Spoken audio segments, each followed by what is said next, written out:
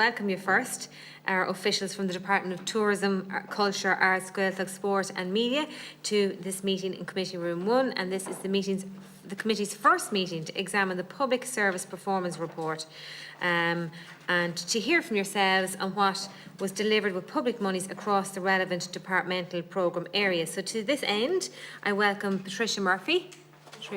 Patricia, how are you? You're very welcome. Assistant Secretary with responsibility for corporate affairs. You're very welcome, Patricia. To Joe Healy. Joe. Head of Finance, Mary Nash. Principal Officer at the Arts Culture Division, Orla Gleeson, whom we've had the privilege of meeting with earlier. Principal Officer in the Tourism Division, Micheál O'Conra. Have I said it right, Micheál? Thank you. You let me off with that one. Principal Officer in the Sports Division, and Stephen Ryan. Stephen, you're very welcome. Principal Officer in the Broadcasting and Media Division. What a department, huh? Very broad, but very exciting, I'm sure. So, obviously with COVID, I'm just reminding you all to be careful and be safe and mind yourselves. I have a little bit of housekeeping, so I hope you can bear with me when I go through that.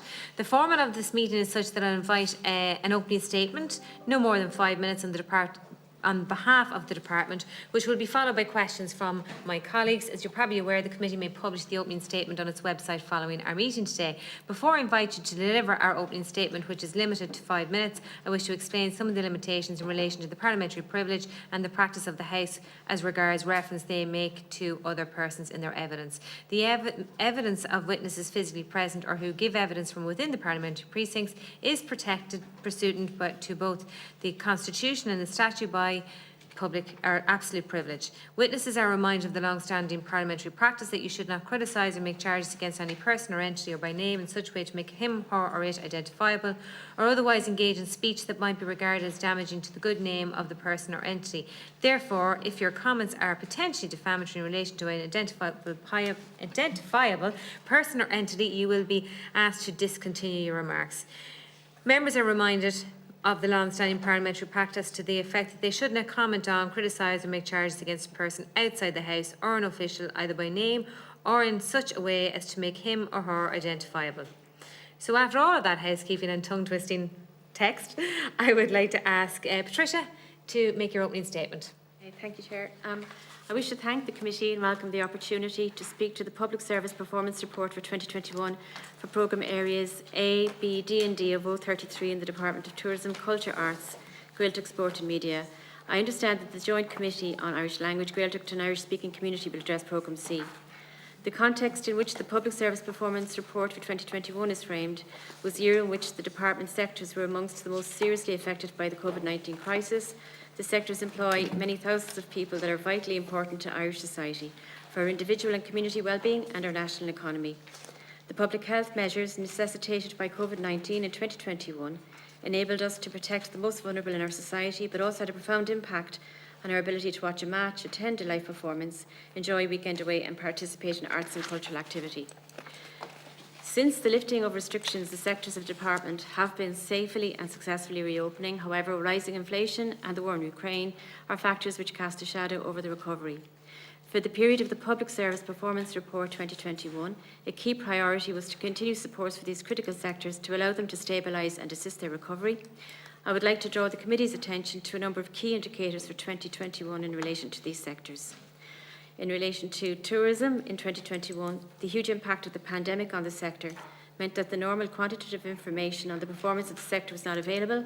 However, in line with the department's goal to support the tourism industry to grow in a sustainable way, the department received a budget allocation of almost 221 million.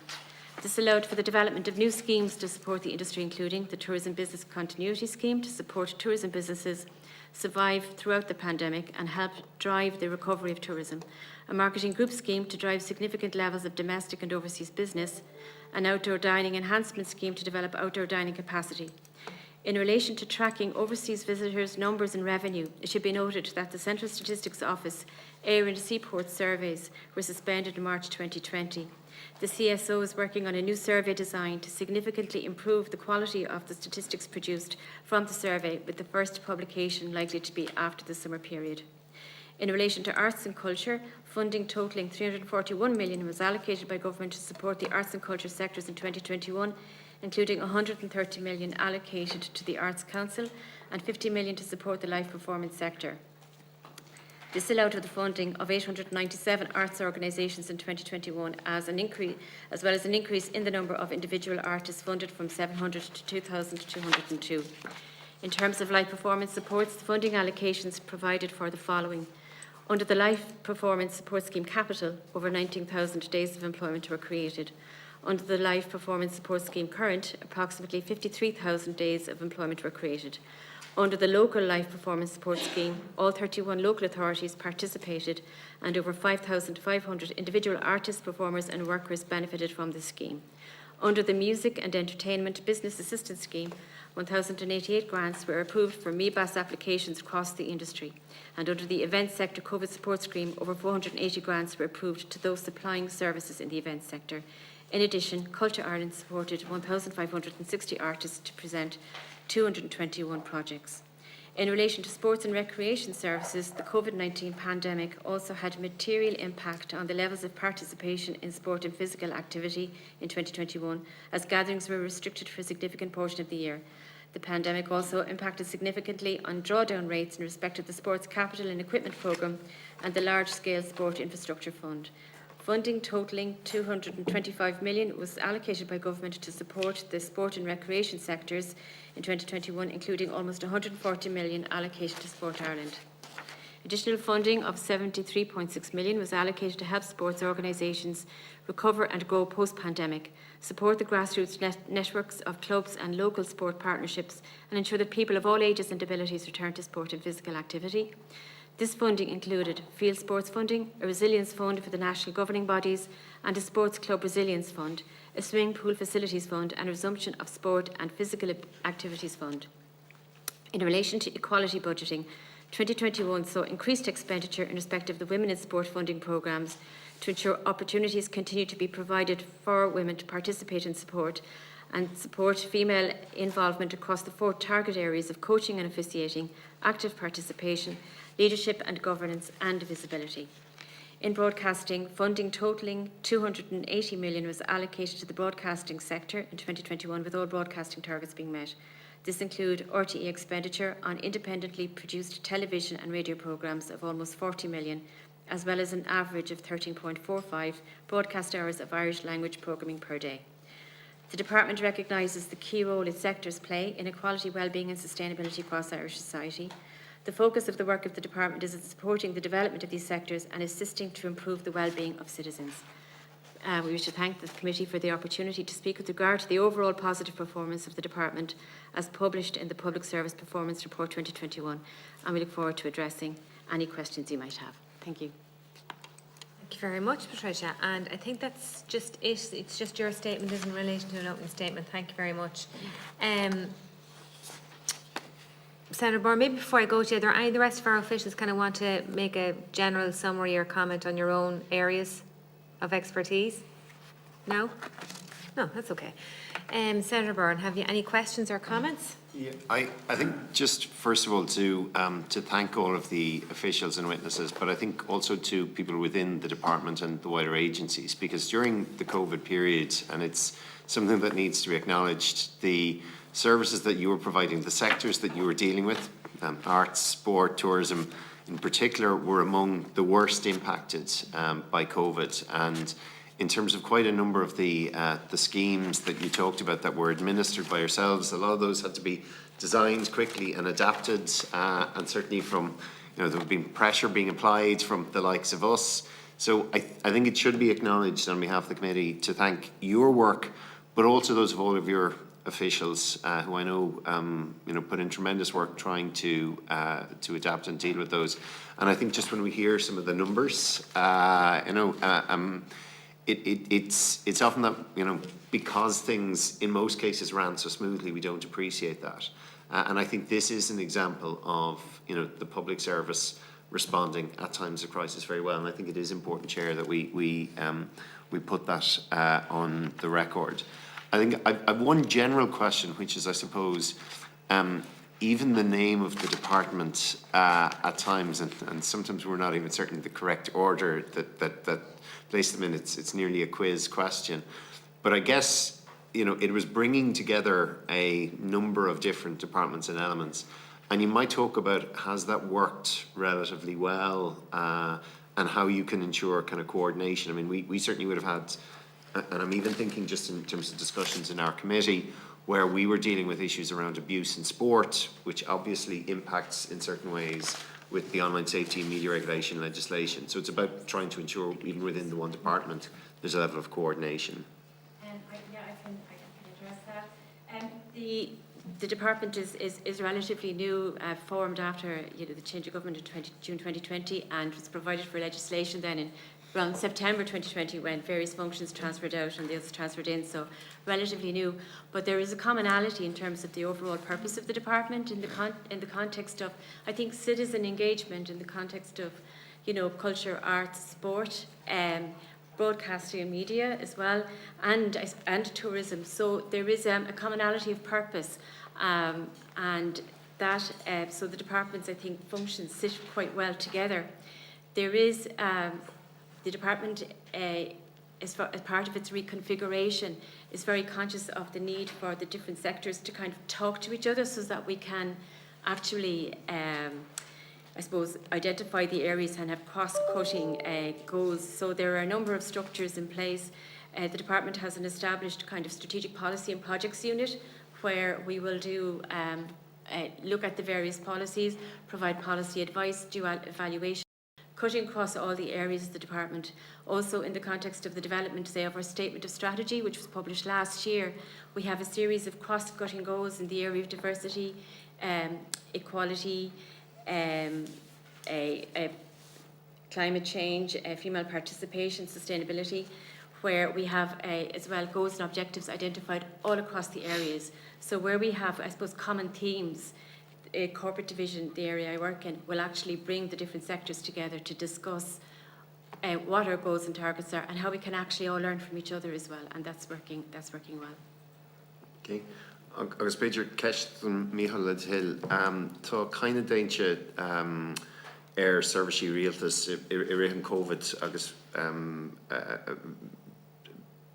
bhí tuairis gné nó nniu ón commissioner faoin na servicí rialtas in COVID what le daon rud ará faoine sin?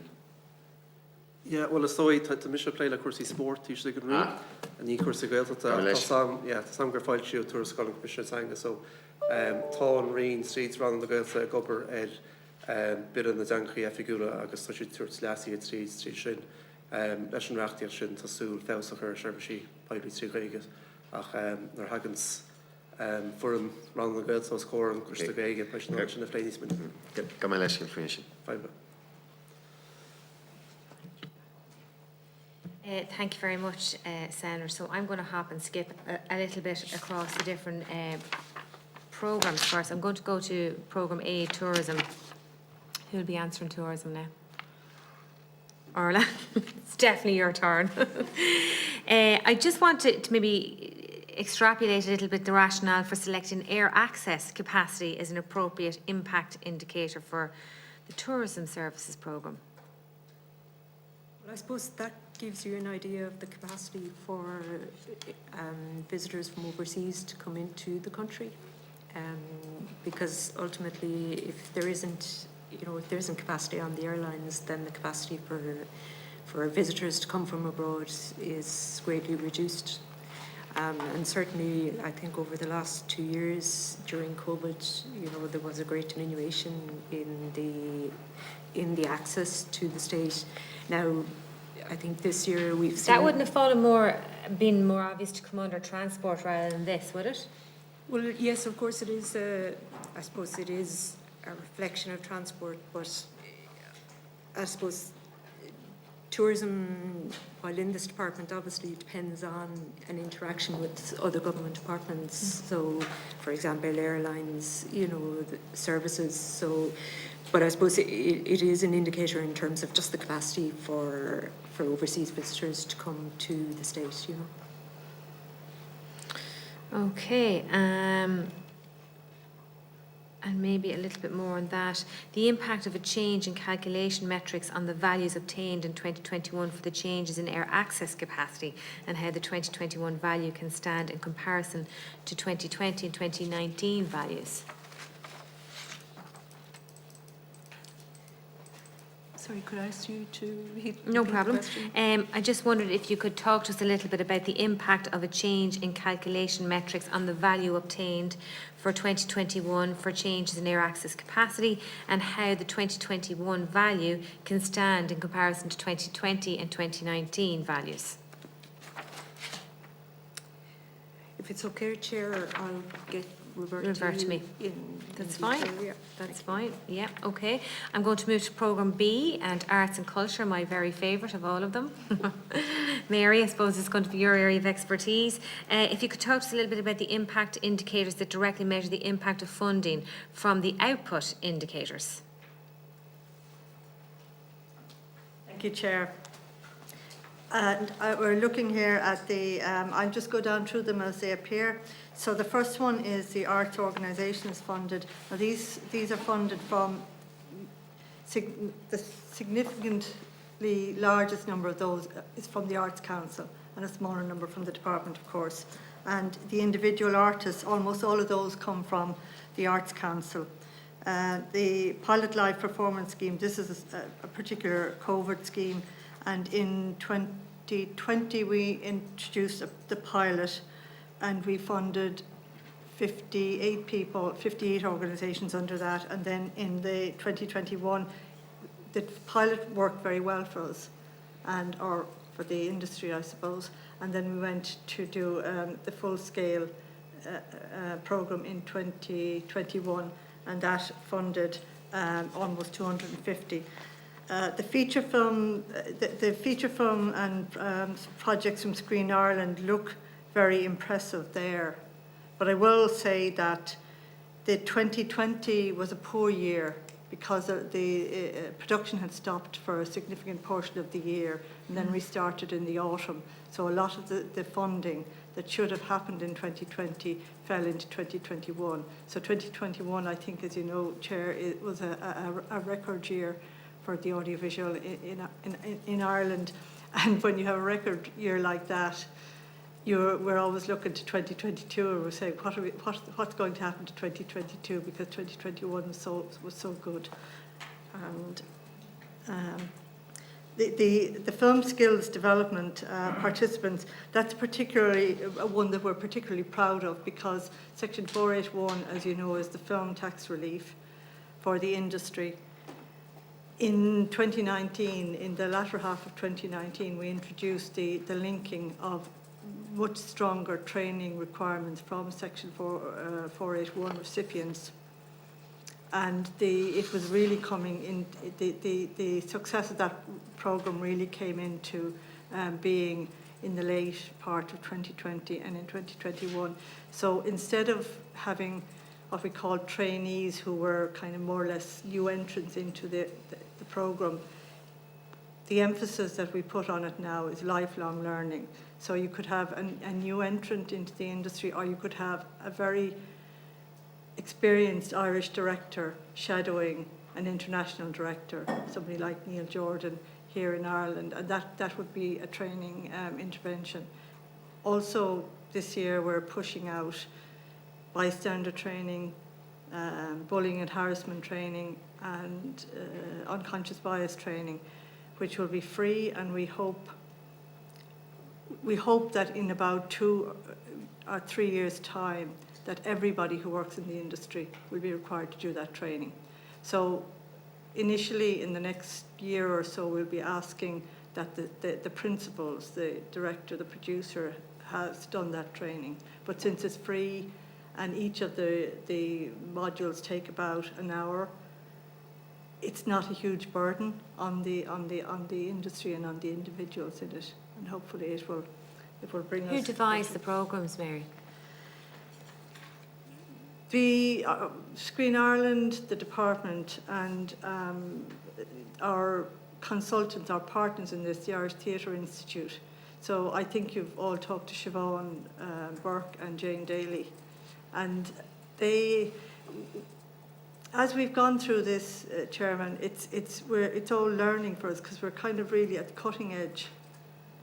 And so even Jane and Siobhan are saying that they're learning all of the time, and we're learning. And there's kind of an element of trying things out and then try, going to the funding bodies, the Arts Council and Screen Ireland, and asking them would they put in a condition about this and whether they'd require that. And of course, from the department's point of view, we can put some extra conditions into section 481.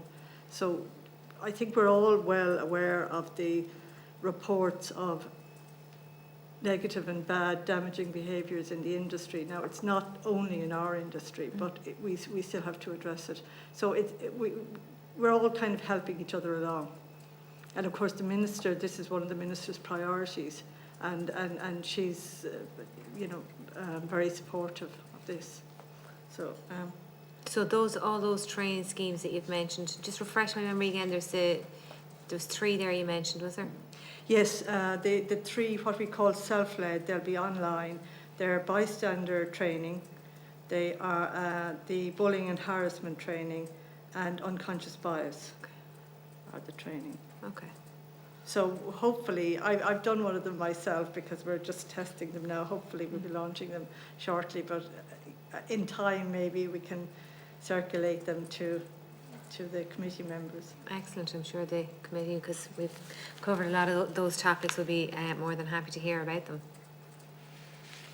Thank you, Chair. And then the last one, the number of artists supported to promote Culture Ireland abroad. That's Culture Ireland, as you know, is part of the department, and we pay to artists to go abroad and promote Ireland. And then our visitor numbers to cultural institutions. In 2020 and 2021, we greatly increased the digital visitor experience so that people could go and visit the institutions online, and of course we can have reach across the globe. Hopefully that will bring lots of people to the institutions now this year, that we can come back. Further increase the demand for hotel rooms around the city. Thank you, Chair. Okay. Broadcasting.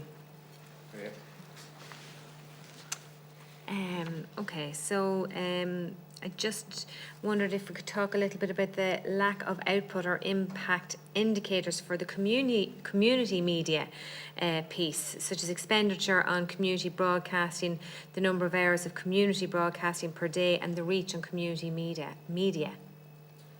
I suppose at the outset, the principal sort of targets are derived from RTE and TG Car, I suppose, being the public service broadcasters, and they have a statutory obligation to develop sort of commitment targets which are reviewed by the BAI. So because they're the principally sort of funded, centrally funded bodies, that's how we can sort of commit them to setting targets and to have them reviewed. The funding provided to other sectors then is really via the broadcasting fund, and I suppose as the department not directly setting the expenditure and not able to direct the expenditure because the broadcasting fund being a statutory fund, it's independently and competitively allocated by the BAI, which sort of means the department isn't sort of influencing how the funding goes, so it's difficult to influence the targets on it. I know in future, as possibly as Commissioner Mann sort of develops other codes or wider issues come under their remit, there may be a possibility to address the range of targets. But at the moment, as that over the last couple of years, where there has been more targeted funding at the community and commercial sector, an awful lot is being driven by needs within the sector and using sound and vision funding to support them through the last number of years. But that was obviously very reactive to making sure the sectors remain supported, but not something that had been there to beforehand. While they are eligible to apply for grant aid, it is competitive, so it's difficult for us to set targets as to what sort of level of support to be given, what levels of programming. And then obviously on the community sector, it is really about social benefits. So most of them community stations aren't sort of really driven by the need to increase and grow membership. It's more about providing a benefit to the very local catchment area, particularly on the community side. But obviously it's something that as time grows and as maybe as different supports are available to the sector, it could be looking at how we might then be able to report on outputs and set targets for them. Because, well, obviously the sound and vision was a huge helped them sustaining their viability, I suppose, during the pandemic and all of that. So it would be nice to sort of see some feedback from that. And who have I not got to yet? Joe, your area is? Finance. Finance. Sure. I mightn't have one for you, but hang on. We'll see sports. We didn't do that on sports yet.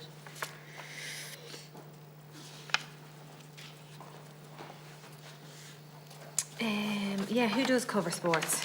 That's me. Afraid I'm not a Gael goer, Micheál, but just maybe if you could give us some detail on the steps the department has taken to meet the targets established from the output indicators. Yeah, no problem. So I might just go through them from the top. So in relation to the sports capital programme, I suppose you can see the target there was a bit below at the end of 2021. This is really reflected in the COVID impact, really. So essentially you had two things happening there. Obviously the restrictions on the construction industry and just what was happening generally with COVID, but also in relation to these grants, they're paid out, after the work is done. So, the works have to take place, all the terms and conditions have to be adhered to, and then the department pays out. So the sporting sector in general, obviously, with what was happening in COVID, had to kind of, look at where it was, and maybe their priorities changed for a lot of clubs or a lot of sporting organisations. It was more keeping the show on the road, keeping the books balanced, as opposed to maybe any kind of expansion plans where they were developing facilities and stuff. So I think that's reflected in the drawdown on the sports capital, and also what's happened in the large scale, which is the second one there. The large scale sports infrastructure fund was only launched in 2018, so it was a new fund, and really it was at the start of COVID in January 2020, just prior to the start of COVID, that the first allocations were announced. So again, it's a similar situation. Those allocations were announced at possibly, just before we headed into this period of uncertainty. And again, there was a lot of pivoting, which ties neatly into the third one, which is the COVID-19 supports for the sector. So I suppose the department assisted the sports sector in 2020 initially with €88.5 million of COVID-19 funding for the sports sector. And then again, December last year, there was an allocation of 73.6 million. And that money was basically to maintain operations within the sports sector, to make sure organisations remained solvent and to ensure that they were ready to return to sporting activity once that was allowed. So it really was about protecting what was already there in terms of the existing physical infrastructure, and also the operational infrastructure. So you have a lot of NGBs that would maybe only have a few full-time members of staff, and they would have been in danger of having to lay those people off if there wasn't support. In terms of the larger NGBs, then the big three, as we talk about them, the GA, IRFU, and the FAI, obviously they would have been heavily dependent upon gate receipts to supplement their income and to meet their ongoing costs. So with no matches, or indeed when matches returned with no attendances, they were very much hit by that. So what we had was five streams in that COVID-19 funding, one specifically for the big three field sports, and then there was a resilience fund to support the national governing bodies of sport. There was a resilience fund to support the clubs.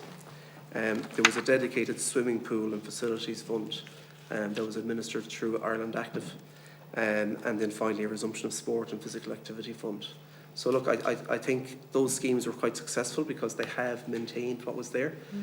What we're doing now is we're looking to how we can get the sports sector back up and running.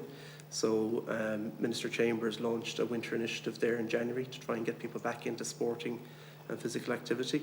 And we're going to have another one again this year again to see, obviously the push is on. A lot of people are back to sport, but we're seeing through the figures that are coming through the Irish Sports Monitor that Sport Ireland administer, and it's there in the second set of figures, that there is an issue around getting everybody back. So we're not kind of back at the level that we were pre-pandemic, and that is an issue, and it's something that Sport Ireland and ourselves will be looking at, and in particular in the different gradients. So, for instance, female participation as opposed to male participation. Are the same numbers coming back? If not, why not? And these are questions that are going to be interrogated. So we don't know what, we've no analysis of that yet. We have the Q3 figures for 2021, which is in the impact indicators there. They're referenced, and in terms of female participation, it is down somewhat. So we're awaiting shortly the final 2021 figures, so for the full year of last year. And I think there should be published in the next few weeks by Sport Ireland. So when we see those, we'll get a better picture. It'll be over the whole course of 2021, but it's something we'll be watching because the National Sports Policy sets a target of 60% participation by 2027. And pre-pandemic, we're up at about 46% in 2019. That has certainly taken a dip. And it's something we'll have to look at and see, what are the causes of that and what can be done to encourage people back across all facets of society. Because one thing we're particularly interested in, and it comes through the Sports Action Plan as well, is ensuring a kind of sport for all ethos across the system, and it's something that both of our ministers are particularly interested in. So ensuring opportunity for minorities, for people with disability, ensuring that there's equal opportunities for female and male participants. And people of different age groups, across the whole spectrum. And that's something that we're going to be really looking at over the rest of 2022 and also into 2023. Okay, could you talk to us a little bit more about the Large Scale Sport Infrastructure Fund? Yep.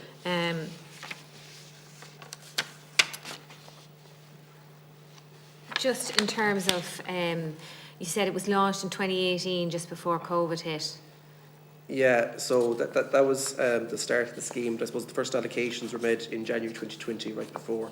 So there was just over 86 million allocated to 33 different proposals at that time. So at the moment, what's happening in relation to large scale is there's a review taking place, because given everything that happened with COVID, the slow progress on a number of projects, and also with what's happening in the construction industry generally with cost inflation, etc. We just thought it would be timely to meet with all the grantees, everyone who's allocated a grant. So most of these projects wouldn't have been completed yet, they're underway? They wouldn't be completed, but most of them wouldn't actually be started. They would be going through different stages of due diligence, so they're all at different levels. So what we're doing at the moment is we're conducting a review with all the grantees, but also generally what happened with the allocations from 2020, and also projects who were unsuccessful at that time, and having a look at the whole scheme. So when that review is completed, which we hope will be shortly, we'll have a better overview of what's happening there within the sector. Are the department making any plans for the fact, and you've alluded to it there, about inflation, projects that may have had, been at a particular price, they're going to be hit by maybe 30% increases, maybe more? Well, that'll come into the process where we're meeting with all the grantees and reviewing each of the projects and what's happening in each of them. So. Okay, so we'll say in the Department of Housing, Minister Darragh O'Brien would have looked at that, I suppose, with some of the urban regeneration projects, and local authorities would have said, we've been granted 14 million, but in fact it's going to take maybe 20 million now to deliver it. And I know that there's a scheme now in place where the state meets 70% of that extra piece, and local authorities will have to come up with another 30 themselves. So in other words, the state's carrying the greatest piece in terms of the inflation. Is that where you're at in your department, in trying to come up and resolve those kind of difficulties? Well, it's certainly to look at those and see what's actually happening on the ground. So I suppose the priority from the department's point of view is to progress the projects that have been allocated monies. So in meeting with each of them and seeing what are the actual issues with each particular one, I'm sure that will be one of the issues that'll come to the forefront. But I suppose it's to review them all in the first instance and then see what needs to be done to progress the individual projects.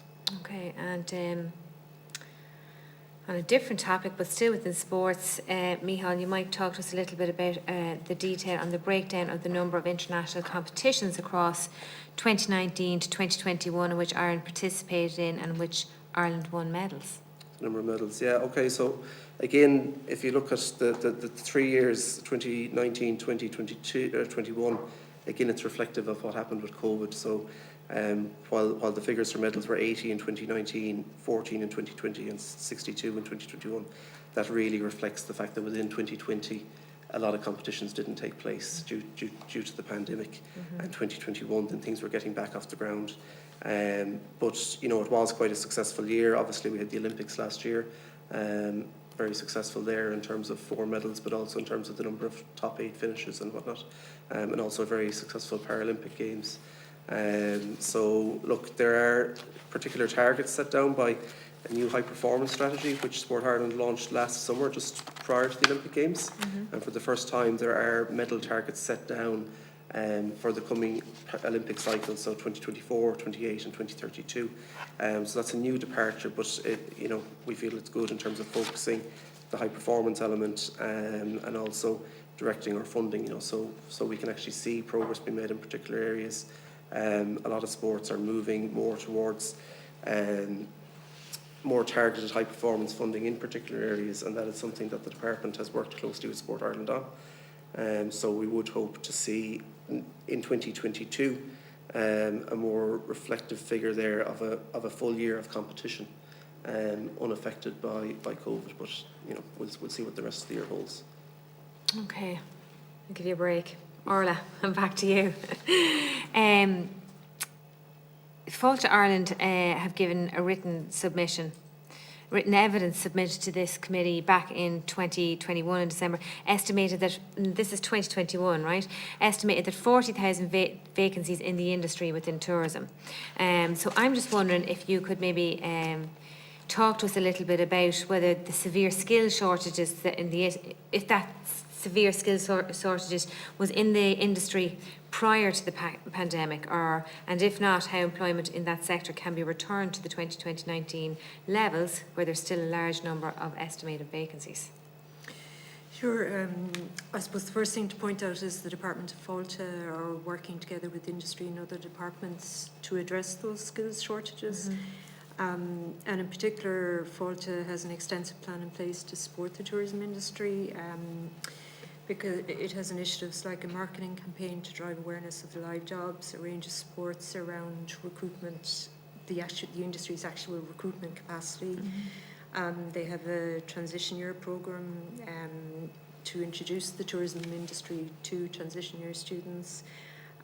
They have a programme to support businesses to access people on the live register, and also to link businesses with local third level students. So I suppose it's a very comprehensive strategy, and really about, I think, exposing tourism and focusing on tourism as an attractive place to work, because I suppose over the course of the pandemic there was people moved from tourism to other industries, so I suppose it's about focusing on tourism and the attractive nature of tourism. And do you see that has been the biggest problem during COVID, where we lost that skill set to other industries? Or was there a crisis, I suppose is what I'm trying to get. Was there a crisis in the skill shortages prior to the pandemic? Or has this arisen a direct result of the pandemic? I think maybe COVID has exposed it, because the closure. Were people leaving the industry prior to it?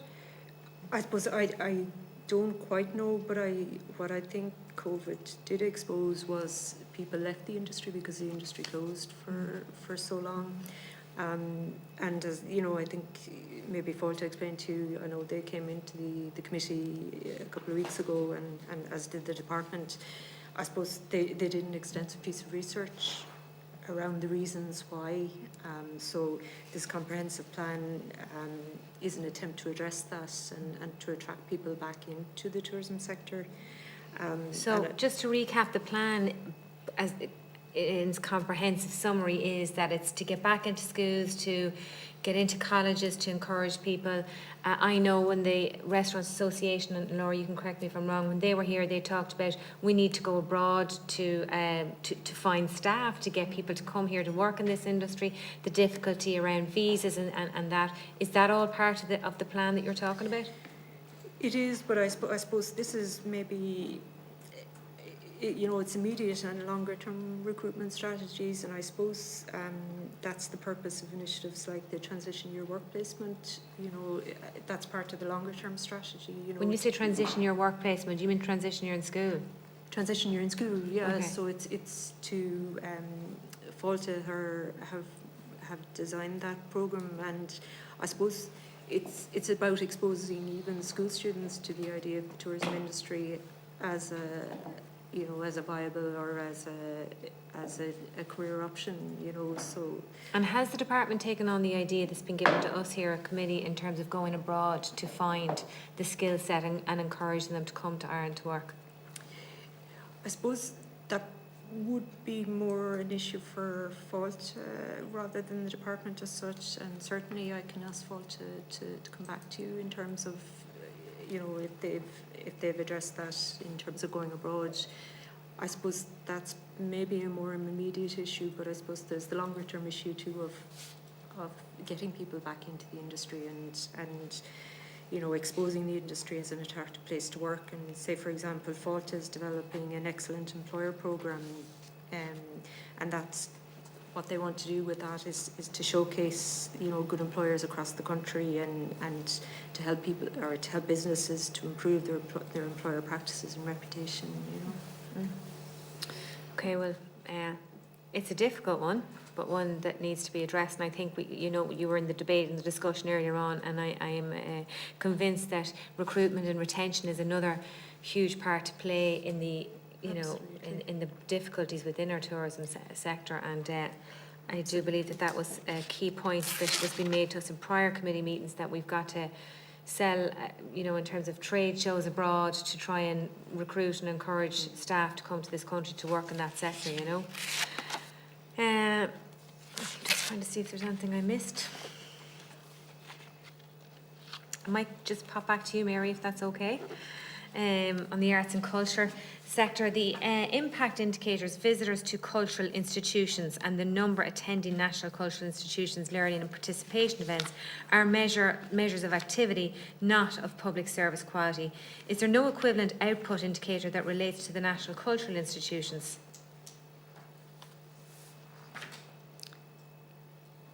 Sorry, I'm missing that. The visitor numbers to the national cultural institutions are a measure of output, is it?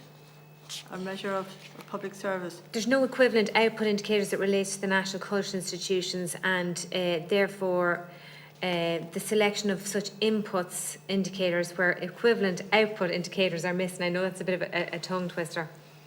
Yes, I understand. So I suppose what we're looking at really is there are no measure of the impact or the visitor satisfaction, I suppose, when they go into the National Museum or the National Library or the National Gallery. So we don't, what you're saying is there is no way to say, well, would you recommend it to your friend or would you come back again? That might be something. I'm not sure, first of all, if any of them have some kind of a feedback system. I think they have feedback systems on their websites, all right, but I'm not sure about the actual physical visits. But it's something we can take away and ask them about. Okay.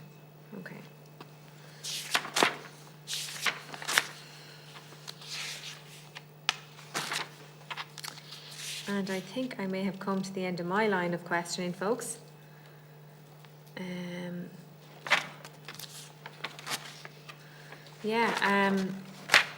I'm sorry there's not more of my colleagues here today. You might be delighted. But we had, I suppose, a 2-hour session before this, and obviously there's other committee meetings on, and I see a lot of them in the Dáil Chamber and the Shannon as well. So just to thank you all very much for coming here today. I think this is our first engagement on this particular theme, and I'm sure it won't be the last. It'll take us a little time, I suppose, to get our head around it, and I'm no more than ourselves, I'm sure it'll take yourselves a little bit of time. We're coming through a very difficult and strange time, and I suppose hopefully we'll never be hit with a pandemic or the set of circumstances that we were, and I know you would have all had to very much think on your feet in terms of the challenges that were faced in front of you, whether it be our national institutions, our theatres, our galleries, or our sports venues, or our Northern Sounds of the world and RT and all those as well. And of course, Orla, we've done a lot around tourism too, and the impact of that, and of course today as well. So I suppose it's a learning curve, but one that continues. And I just want to thank you all for your work over the last 2 to 3 years through very difficult times and strange times, and perhaps working from home and working in here and navigating all that as well. So thank you very much to you all, and thank you for coming in here today as well. And I think that really, have I covered everything, Laura? Not leaving anything out? Yep. Okay, so there is nothing left for me to do, just to conclude our business for today. That means that our JOC is adjourned for today until our next meeting, which takes place on Wednesday, the 29th of June at 11:30 in private session. And thank you very much, everybody.